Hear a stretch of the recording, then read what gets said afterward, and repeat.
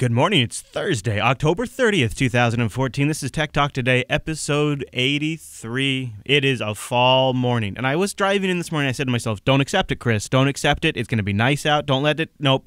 I sit here now. I look out the window of the studio and I say, it is a fall morning, but that's okay. That gives us a good excuse to stay inside and listen to a podcast or two. So I like that. And we've got some great stories to go through this morning as well, so that kind of picks me up. And to help me do that is our esteemed Mumble Room. Time-appropriate greetings, Mumble Room. Hello. Hello, everybody. Hello. It's good to see you today, or at least hear you. So let's start with our first story, this one we've been tracking all week. This has kind of been an interesting thing about doing a daily show, is when you have a tech story that is developing every single day of the week, you can watch the arc by tuning in every week. And so here we are at the end of Tech Talk Today's coverage for this week, and we have our final Current C story. Now, Current C, as you're familiar with, is the competing standard that's being rolled out by the MCX Consortium, members like Rite Aid, CVS, pretty much spearheaded by Walmart. They're the biggest name in the ring. And over the last weekend, they shut down NFC payment terminals. We've talked about that in previous episodes this week. Well, now they have a little bit of bad PR, and it kind of depends on your definition of hacked, but this is how the headline reads. Current C has been hacked. And by the way, you're supposed to pronounce that T there. They're sending emails out to people who signed up for the beta, warning them that an unauthorized third party obtained the email addresses of some of the participants. It sounds as if the worst breach is in the world, but it's actually not really actually that bad. It's just Current C's mail provider that was like doing the mailing list, so whoever they are, they have not been named. They were compromised. Some of the address was taken. Most of what was taken sounds like it could have been bogus information.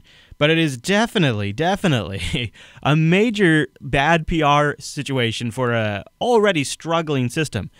Current C is sort of being branded as this scheme to share data amongst retailers, because that is part of their agreement, is they will be able to share a certain amount of data individually. It looks like they're trying to bypass the credit card companies, so that way they're cut out of their fees, which, you know, it's pretty understandable if you're Walmart and 2% of your profits are going to Visa and MasterCard or whatever it is. I mean, I would also want to replace that system, and I would also be looking at technology and thinking, what can we leverage? Let's back up for a second. If Apple Pay and Google Wallet were never a thing, and Current C all of a sudden came along, some of us may have a much more positive attitude about it. It might a little bit be, finally, the retailers are solving this for us. Now, I agree with a lot of the people that are detractors from this, saying that the data sharing is a major concern, and the fact that they're shutting down NFC payment systems everywhere is anti-competitive, so I don't like that either. But I do think maybe we should tune down, as we come to the end of the week, turn down some of the rhetoric a little bit. It's not necessarily a war. I also, though, kind of still think, from a consumer standpoint, I'm going to vote with my wallet, and I won't shop at the places that are disabling the NFC payment systems. I think it's a step backwards. I think it's technophobia in some cases, and I think it's anti-competitive in other cases. And either way, I don't like it. So I will continue to vote with my wallet, and I won't. And it's funny because I actually just went through the decision to activate Google Wallet on my Nexus 5, which I've been avoiding this whole time. But with all of this going on, I thought it was time I gave it a try. And then one of the places I wanted to use it at was a Rite Aid that is right by the studio. So I don't know. I hope they reverse their decision. Anybody, as we come to the end of the week, Lionhead, you've been here all week. Any thoughts on, as you look over here at us silly Americans, any thoughts on this? Well, it's kind of the same thing as you had with a lot of things like VHS and beta and all that fun stuff. And it seems like a new war, and one of them is going to win. But I still think it's baffling because so many people has a smartphone that to refuse people to pay with it if they want to is to go against their own consumers and will hurt them in the long run. I wonder, would this, if they're turning off NFC in their terminals to stop people using Apple Pay, would that be seen as a monopoly, technically? Or a collaboration of some kind, I suppose. Yeah. Now, MCX says they're reconsidering that exclusivity clause. That's the MCX is the group that is the consortium that is rolling out Current C. And they say that they may be able to switch over to NFC down the road. So they're like, we're not totally anti-NFC, but maybe we'll just do that later. So they're starting to kind of roll back a little bit on some of their position. But the real rollback would be if these NFC terminals get turned back on. And I had a email from a Canadian listener who said that some of the stores, and I forget which store he mentioned because it wasn't a store name I'm familiar with, but it was owned by the same folks who own Rite Aid. And he said that they've disabled the NFC terminals up there, which he's been using for a long time now, for over a year, and now they've all been turned off. And over something that's going on down here in the States. And so he was pretty upset. And I don't know the details on it. It was just an email I got in this morning. So it's a pretty big blunder, and it's funny because, like I said yesterday, it won't matter in a few years. This is all going to get worked out, and we'll look back at this as just, oh yeah, it took those people a little while to get on board, but they eventually figured it out. I hope that, at least, is the end result. And if anything really more interesting develops, we'll follow it some more next week. Otherwise, I think we'll probably start to sort of trail off until something big happens, because right now we got something real big happening. That's right, everybody. Microsoft's got a new health band. It's a health revolution. It's here for $199. It's Microsoft's fitness tracker. They've unveiled it this morning, and not like a big keynote, big hoopla thing. No, they've just kind of been putting out the PR feelers and having really hot models, and that's not, well, I mean, he's fine looking too, but a lot of models posing with watches. I'm sorry, it's not a watch. No, it is not a watch. In fact, Microsoft doesn't want you to think of it a watch. Think of it as a $200 band. In fact, it's called the Microsoft Band. It's a wearable that tracks your steps, your heart rate, the stride length, and while it shows you your text, your emails, and your Twitter alerts right there on the band. It's available in Microsoft stores starting tomorrow in the U.S., so Friday, October 31st. Happy Halloween, everybody. Simply by virtue of being available, it's on Android, iOS, and Windows phones all at once. Microsoft believes it can make inroads in an otherwise terribly crowded marketplace.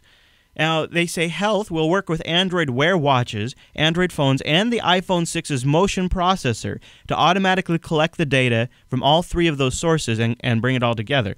Microsoft's been working with Jawbone and MapMyFitness and MyFitnessPal and Runkeeper to also import the data from those apps into the band and incorporate that into its data sources.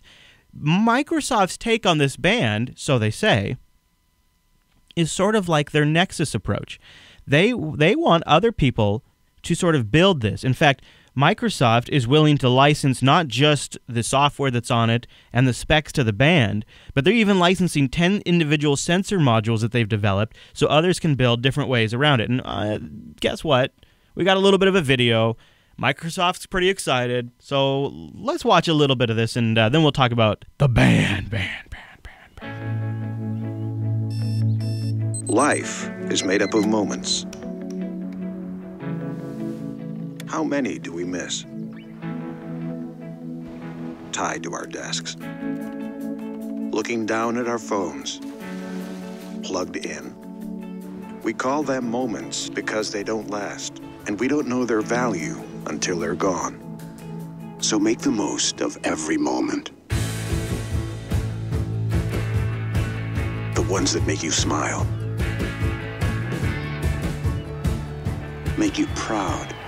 And she's reading a text message from her parents at the graduation, and waves and gets the perfect camera shot. Inspire you. He's following an exercise regime being instructed from the band on his wrist. Guide you. Moments to be more productive. Remind me to set a meeting with the client. No matter where you are. Built-in Moments to Katana create. support. Reminders. The small moments you never forget. Facebook posts on the wrist. And the big moments that take Heart your rate. breath away. As he jumps out of an airplane. Life is made up of moments. You better keep your head up, your eyes forward, and your hands free, so you can catch them all.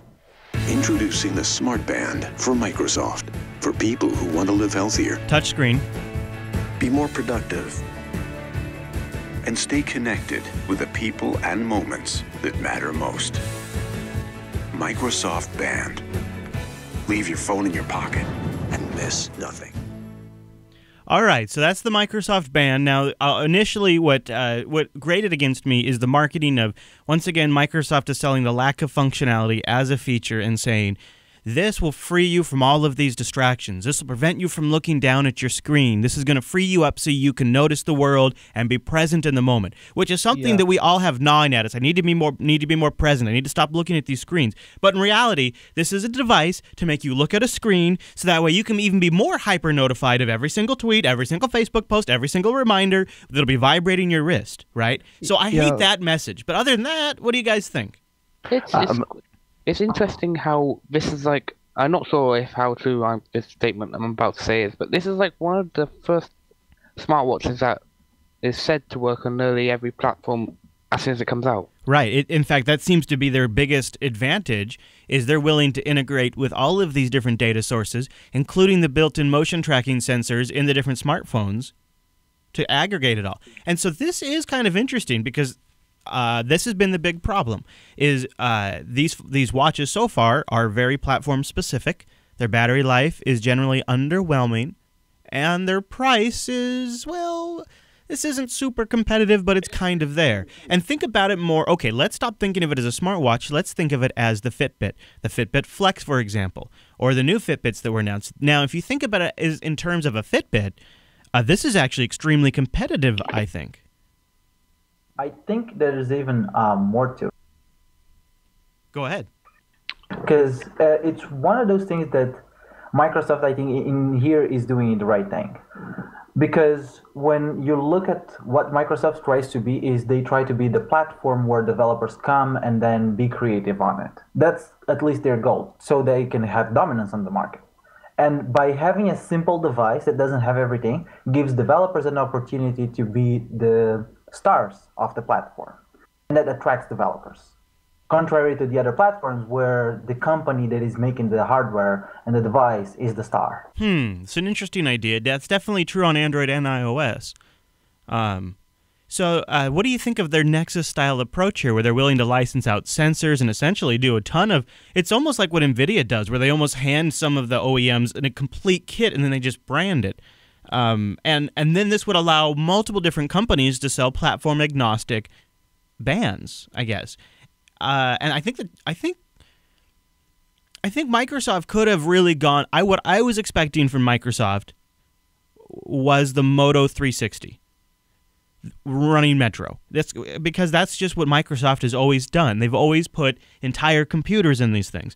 That's what they did. What did they call their old watch that was kind of like a fitness watch? Does anybody remember? They had one before in the past. Didn't really go anywhere. Wow, that shows you what a flop it was. If anybody in the chat room remembers, shout it out. There was a previous Microsoft smartwatch, but they went too far. They overshot. This is what I expected the Apple Watch to be. I honestly expected the Apple Watch to be this sort of generic health band that was a little underwhelming, that didn't do everything we needed, but was really well designed. And that's what Microsoft did. I'm like, did the world just flip around? I thought Microsoft was the one that made like full feature devices on your wrist, and Apple was the ones that undershot and made the simple stuff. And then we have a reverse case here, and I think I like the Microsoft one, and that's making my world spin. My head doesn't know how to handle that. Well, they did change. They did say that they would be a changed company, so I guess that's the beginning. Yeah, I suppose. Back to the original roots. Yeah, I suppose so. So it's pretty fascinating. The band is sort of Microsoft's take on the Nexus strategy too. So that could be that would be the area I think it's going to probably be the least successful. I think what people want is Microsoft just to make one themselves and sell it. I don't know, but we'll see. Well, it's fascinating. I'd like to get the audience's opinion on it too. techtalktoday.reddit.com. Leave a comment in there. And remember too, this is a lot of data collection. Yes. So how do we feel about Microsoft collecting this data? Well, Google is the one that has currently the medical research facilities and going on. Microsoft has been less inclined to that. So I think at this moment, keep in mind though, the healthcare sector is a huge portion of Microsoft's business. Huge portion. Yeah, Tech Dog, I know you were going to say something. Did you want to get something in? Oh, thanks. Yeah. Chris, I agree with you in that I like this one better than Apple's, and that troubles me. It also bothers me that it's such a great opportunity to collect more information about me. Mm-hmm. But to take a step back, one of your general complaints or criticisms of Microsoft is they don't do something big and actually, really innovative. And what I see in the models and the yoga pants and that running around is that on the screen it says be more productive. And Right. yet what they're doing is working while they're supposed to be Relaxing. sharing time with their children. Like And the most egregious one was the mom on the beach building a sandcastle with her son while she's checking Twitter or whatever it was. yeah, so if Microsoft has improved our productivity that much, how come you can't go for a jog and not work? So it's not increasing our productivity. It's just making it more invasive. Maybe is that too poopy pants about it? Maybe it's them trying to contemplate Windows being unproductive. I feel like what it is so there's two ways to look at this. You could also look at the other way as I'm never going to unplug right now. That's just not where I'm at. I'm not speaking for myself. I'm just saying this could be somebody's scenario. And so this allows me to step out as far as I can without feeling totally guilty and overwhelmed about being away. So maybe this could also be in some way enabling because at least gives somebody some freedom of movement. I'm struggling, but I'm trying. I agree with you there. Now, if I were to ever jog and I had one of these on, Yeah. I would like to get Facebook updates from my cousins and relatives that I interact with through Facebook, but I don't want to work. Yeah, that's you know what? I would too. Like, I actually wouldn't mind reading Twitter while I'm walking. Why not? I'm bored. I mean, it's not like I can turn it off if I need to just pay attention to what I'm doing, or I could check it out. The other thing is if this thing could play podcasts and then I wouldn't have to bring my phone with me, now we're really winning. This would be great for that kind of stuff. Like, I would buy this if I could just use this as a Bluetooth source for podcasts, because I don't like having anything in my pockets when I'm walking. And so that would be great just for that alone. And I'm also, by the way, just before we move on, and then we should probably go to another topic. I'm pretty damn impressed it's available tomorrow. I have frequently criticized Microsoft for announcing stuff a month or months before it's ready to launch, like they did with the Surface tablets, and I've always felt like they don't capitalize on that initial excitement, and that's one of the things I've always thought Apple has done really well, is to be like, here's the new iPad, it's available next Friday. Go get it. Oh, Well, we'll buy it quickly because it will disappear quickly. Right, and now Microsoft's like, here's the new band, it's available tomorrow, have at it. Can I just say something? I wonder if this is using the .NET micro framework that is actually an open source framework. I wonder too. This Verge article is pretty light on the technical details like that. Like, I was hoping to also get battery information, realistically, like also standalone playback information. I've just realized something. I've realized what this is like. It's them trying to do the Windows slideshow that they try to implement in Vista for phones. Let's see. Yeah. So I'm trying to look for data on battery information, but this Verge article is not very heavy on the tech details. I bet as this show's going hitting out for download, I bet you stuff like that'll be coming out. Chris. Mm-hmm. Microsoft's got it posted up there. It says normal use 48 hours. Oh, where do you see that at? Do they have like a banned site up now? That's longer than the Apple Watch. 48 hours. Yeah. Do you see anything about standalone playback? Where do you go to find that? I'm on the Microsoft site. Hold on. I'll post the link in a second. Cool. Yeah, that would be... Oh, yeah, I found it. I just Googled for it. Yeah, I got it here. So maybe they'll have information on here about individual playback. I don't see it, though. It's interesting, and it's also interesting to see how they kind of have applied the modern UI to even a device of this screen size.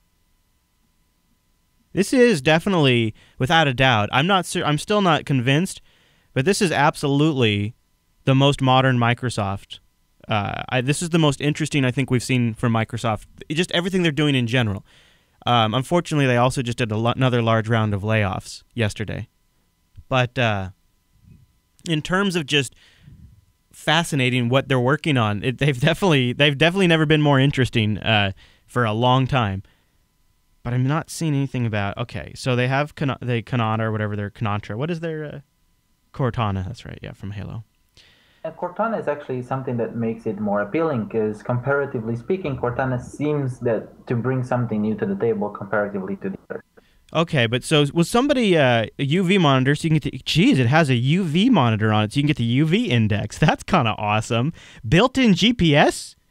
Go running without, I'm getting one of these, I think. Have you noticed at the bottom of the page it says see all features and specs and you can't actually click on it? Ah! Wow. So it also does... You have to have Internet Explorer for that or something. Yeah, you can't do anything with it, can you? That's funny. It works on Chrome under Windows. So it has a 24-hour heart rate monitor, built-in GPS. It'll also do calorie sleep tracking and step tracking and a UV monitor. But no word on standalone playback. Yeah, oh yeah, it pops up something, Popey, but you can't see it. Yeah. Does it have a speaker? And it has a framework for development. And it has a speaker? Oh, jeez. Oh, yeah, but then I'd have to get one of their crappy apps. That's too bad. Dust and splash resistant for water. Says charge time is 1.5 hours. Additional technology's got a microphone and a haptic vibration motor. I'm definitely going to check it out, I think. It's pretty fascinating. Good on Microsoft. There had been I haven't covered. I don't really generally cover rumors on general, but there'd been a lot about it, and so now we see it, the Microsoft Band. And if I get one, I'll give it a mini review. We'll see what happens. All right, so we have kind of a heavy story to transition into. So let's take a break before we get to that, just to kind of give us some space. And I want to thank all of our patrons over at patreon.com/today. All 407 of you. You guys rock. Patreon is the platform that we've chosen to help crowdsource the funding of portions of the Jupiter Broadcasting Network. The reason why we like Patreon is it gives not only direct transparency up front, so you guys know exactly where the funding level is at and how many people are doing it, which is before sort of been a black box when it was sort of custom in-house grown solution where we tracked it in a spreadsheet, right? So that's one advantage right there, I think, just as a benefit to the audience. Additionally, though, they give us some back-end tracking so we can do interesting things like have pledge levels where we can have swag clubs and things like that. So if you go over to patreon.com/today, you'll see we have some predefined pledge levels where you can pledge a monthly amount. And in the higher end, where we still have some left, you get swag, which is being worked on right now. It's actually kind of a cool one. And we even have the next one already kind of literally in testing. So patreon.com/today is where I'd like you to go if you enjoy any of the Jupiter Broadcasting shows and would like to help us grow, make some funding investments so we can sort of build on things and get them ready to launch. And we're trying to now, when we launch a show, sort of have it at the next level ready to go. But that requires even more investment, even more work up front. But we can do that now because we have a little more runway thanks to our patrons. And coming up some point in the future, we'll be listing up some new milestones so you'll have a better idea of what your contributions are going to go to in terms of direct one-to-one, like this is going to fund this. And I think that's going to be pretty interesting, and I think you're going to like what we're going to have there. And you can get started right now. There's still, 2 more days if you go over to patreon.com/today, and your contribution will contribute to the whole month of October. So you can still do that for a couple more days and get in for the month of October. Patreon.com/today. Thanks, everybody. All right, let's talk about something that's a little heavy. We've covered flares of this before on Unfilter, but a secret policy allows the GCHQ bulk access to the data that the NSA collects. And this is a loophole that we had worried about and speculated about. Now we have a little more information through legal proceedings following the Snowden revelations.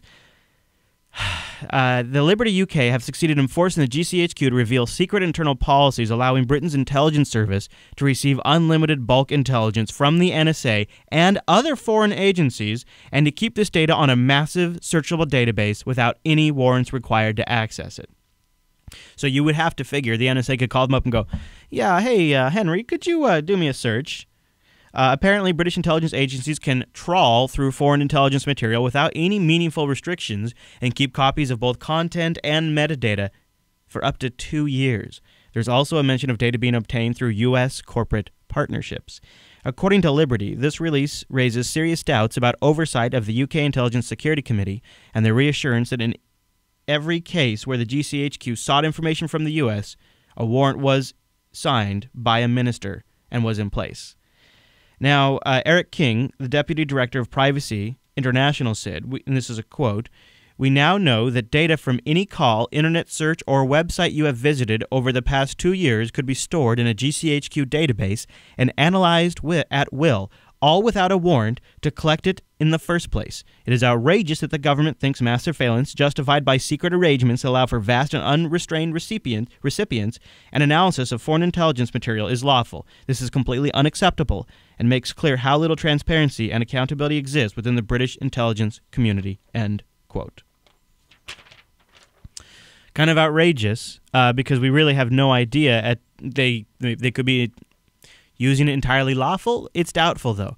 The more I think about this, and this is just me being a pessimist, it sounds like a global blackmail network to keep politicians and celebrities and people in power in check, and they need every little loophole they can to extract every little bit of data, and they all work together. There's a group called the Five Eyes, and they all work together to share intelligence information. Now, is it truly unlimited, or will they throttle them if they do too many searches? When they go over 5 gigs, yeah, they get dropped down to 90% speed, yeah. Yeah, that's right. I mean, what can we do other than just know about it? And if you have a concern, then you need to research the methods to protect your privacy and assume anything you do online is logged. And even if that bothers you, then take the precautions. And if it doesn't bother you, then carry on, I guess. Right? I mean, is that a defeatist attitude?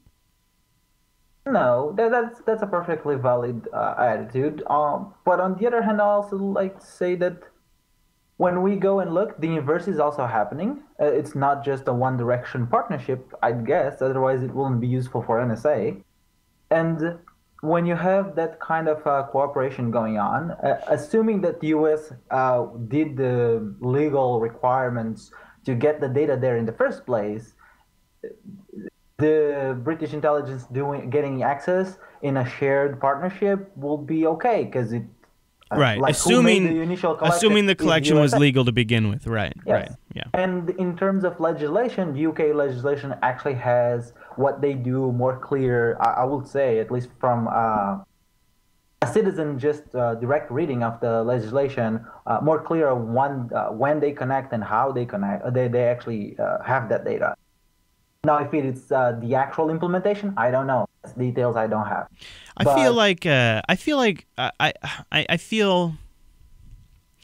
I should be encrypting everything all the time, and I've started to kind of do some of that. Like on my laptops, I've been playing around with DNS crypt and just sort of like so that way whenever I go somewhere, I don't even have to really kind of think about it totally. I just any kind of extra layers of protection and playing more with setting up VPNs, but not actually using it, but trying out different like VPN services and trying out setting up my own. And the more I play with it, I think, this is a lot of hassle in some ways. And I'm trying to come with with this balance of taking enough precautions where here's my baseline. I guess what I'm trying to get to is I want to make it look like using I always want to try to look like I don't want to look like when I'm protecting my data, that's the specific data I need to hide and protect. I don't want like some encrypted data to stand out like a sore thumb, because that would be really, and in my case, that would probably be like somebody sends something into unfiltered that's kind of a big deal that I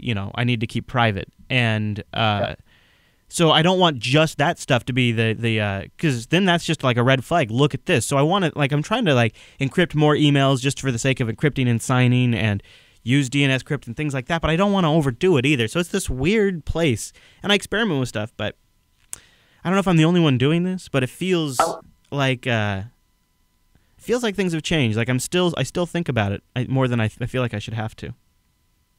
I actually think it's the time for us to bring attention again to Freedom Box project. They are trying to make this device that you just plug in the place of your router and things become transparently done for you. Project is still ongoing, needs support. Yeah, Chris, I like your approach where you gradually move into a more encrypted environment instead of suddenly everything you do is encrypted. You're still probably going to go through as much trouble as Applebaum does next time you try and go to Ohio, but at least I like the idea of ramping up, because I've toyed with this and I have my own integration business and I'm moving to open source everything, Asterisk and ZoneMinder and that. And I like your idea. I think I'm going to try that. Yeah, I like I guess that's a good way to put it. It's a ramp-up approach, and every time I set up a machine, I sort of make sure I set up all that stuff on it. It's just part of my rollout. Now, some of my older computers don't have all that stuff yet, but that kind of gets cleaned up after a while. Okay, last bit, just a little bit of good news to end on. The Humble Bundle folks have posted up on their site that through the Humble Bundle, we've had over 100 games now ported to the Linux platform, which is pretty damn exciting. And Humble Bundle 13 is out right now. One that's actually pretty good. One of the great games on this list is Shadowrun's Returns, is a really good game that is available as part of the Humble Bundle. And Ollie Ollie Ollie is also pretty good. All right. Well, all right. It's the Halloween edition. Let's play a little bit of their video. These are fun. Pay what you want for 7 of the hottest indie games. Okay. Available on Steam and DRM free. Introducing Humble Indie Bundle 13. It's pay what you want, DRM free, cross-platform and helps charity. Pay any price and get Ollie Ollie. Simply skating through life is not as easy as you might think. There you go. So you can go over to the Humble Bundle site. We'll have a link in the show notes if you want to get the Humble Bundle 13. I think there's 12 hours left as we record this, so I figured I'd toss it in here if you want to get that. It's always fun stuff. None of the games swoop or jump out at me because I actually have Shadow Run, so I'll probably be skipping this one. But average Linux price pay is $9 right now. So Linux is still the highest paying. And they take Bitcoin. So if you're like Popey and you got Bitcoins to burn, you can go over to the Humble Bundle and throw them at their faces. And, that'll be good.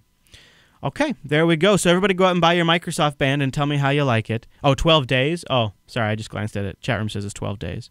Never mind. And you got plenty of time to consider it. Jeez, take away all the urgency, why don't you, chat room? Where's the fun in that? Try to get people all worked up. Okay, so that'll bring us to the end of this week's episode, or actually this week's run of Tech Talk Today. TechTalkToday.reddit.com is where you can go to give us your feedback on the Microsoft Band or anything we talked about today. Any of your thoughts, you can also submit stories over there. Just engage in the community. I'm always looking for more. I try to check it every single day. Well, I do check it every single day. And it's also a great spot for feedback as well because I don't check the email every single day. I know. I'm sorry. I'm a bad person. But if you do want to, if you can send us an email. Go over to Jupiter Broadcasting and click the contact link and choose Tech Talk Today from the drop-down. And last but not least, why not grab an RSS feed? I mean, I would. I mean, come on. Go over their RSS feed, won't you? Just grab one, and then you subscribe to it, and then you just get the show automatically. You don't even have to think about it. We got video, we got audio, anything you want. I'm not going to judge. I know you. It's fine. Just go get some. And then join us on Monday, won't you? jblive.tv, 9 a.m. Pacific, noon Eastern, for an all-new episode. You can join us in the Mumble Room. Goodbye, Mumble Room. Thanks for being here this week. You guys are awesome. Bye. Bye, Linehead. Bye. Enjoyed it. Bye. Good weekend. I miss you already. And you can be part of that group. When you join our chat room, you just bang Mumble, and you can get the Mumble server info. You also get to help title the show. That's where every episode title comes from, is our chat room. Hey, chat room, better start suggesting. This is your last chance. Bang, suggest, and you get the title, and then we vote on the end. That's another fun part about being here live. Okay, well, that's going to wrap us up. I'll leave you with an old commercial from the 80s, and tell me you're not going to want to buy one, because computers, my friends, are not just for wizards anymore. They're for everybody. In the beginning, the people who worked with computers were considered magicians. Abracadabra! But digital took the mystery out of computers. Digital Equipment Corporation pioneered the mini-computer, making compact, easy-to-use systems that can grow with your business. From your independent digital supplier, you can get hardware and software from one source without any hocus-pocus. Digital. We took the mystery out of computers.